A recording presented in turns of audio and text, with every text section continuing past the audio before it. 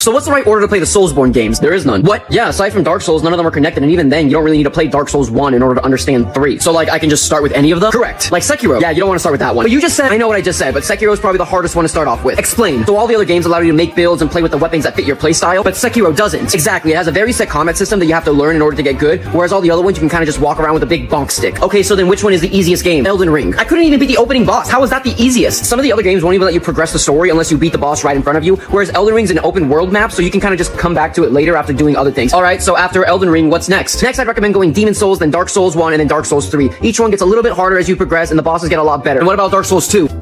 Are you okay? After you play Dark Souls 3, you're gonna play Bloodborne, but this is gonna be a little bit difficult. Oh, why? Is like the combat more difficult? Well, yes, the combat is much faster and more aggressive, but that's not why. Then why? Bloodborne is only playable on a PS4. What? Yeah, so unless you have one of those lying around, you're kind of out of luck. Do you think it'll ever get, like, remade? Never. Why not? Because despite how hard and frustrating these games are, the #1 way they make us suffer is by forgetting about Bloodborne. What the fuck?